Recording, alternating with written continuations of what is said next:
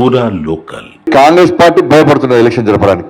ఎందుకంటే ప్రజల లోపల చర్చ జరుగుతున్నది.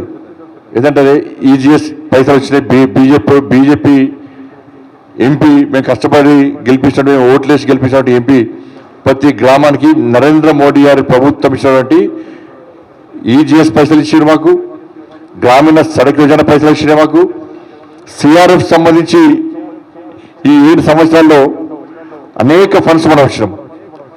ప్లస్ అన్ని దాదాపు కుల సంఘాలకు ఇచ్చినాం, దాదాపు గుళ్ళకి ఇచ్చినాం.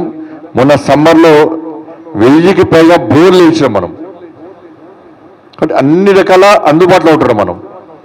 ఇది ప్రజల్లో కూడా చర్చ జరుగుతున్నది. ప్లస్ నిధులు ఇచ్చేది కేంద్రాన్ని. ఇప్పుడు జరుగుతున్న ఎన్నికలు కూడా కేంద్ర ప్రభుత్వం యొక్క నిధుల కోసం మాత్రమే రాష్ట్ర ప్రభుత్వం ఎన్నికలు నిర్వహిస్తుంది. కాబట్టి మరి కేంద్రం నిధులు ఇచ్చినప్పుడు కేంద్ర ప్రభుత్వానికే ఓటు వేస్తాము అన్న ఆలోచన ప్రజల్లో కూడా వచ్చింది. మనం తీసుకుపోవాలి కూడా. కేంద్రమే నిధుల కోసం రాష్ట్ర ప్రభుత్వానికి ఎన్నికలు పెట్టాలన్న ఆలోచన ఏ కోశాలు లేదు. ఆ కేంద్ర నిధులు లేకుంటే, కోర్టు వార్నింగ్ ఇవ్వకుంటే ఈ 5 సంవత్సరాలు రాష్ట్ర ప్రభుత్వం ఎన్నికలు పెట్టదు ఇక. కాబట్టి కేంద్రం నిధులు కూడా కేంద్రం యొక్క నిధుల కోసం ఇవాళ రాష్ట్ర ప్రభుత్వం ఎన్నికలు పెట్టడానికి సిద్ధమైంది. కాబట్టి ప్రజల లోపల ఆలోచన ఉన్నది.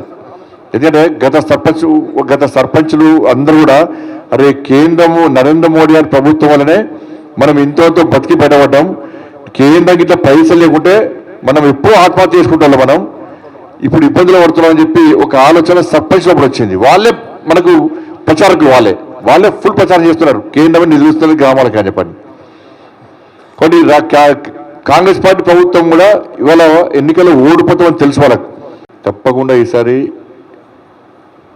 Karimnagar ZP chairman, Rajanna Sircilla ZP chairman 100% మనం గెలుస్తున్నాం. ఇది అహంకారంతో చెప్తలేను నేను. ఉన్నటువంటి సర్వే రిపోర్ట్ల ప్రకారం, ఉన్నటువంటి వాతావరణం ప్రకారం ఇవాళ మనం పక్కా 100% మనం గెలవబోతున్నాం.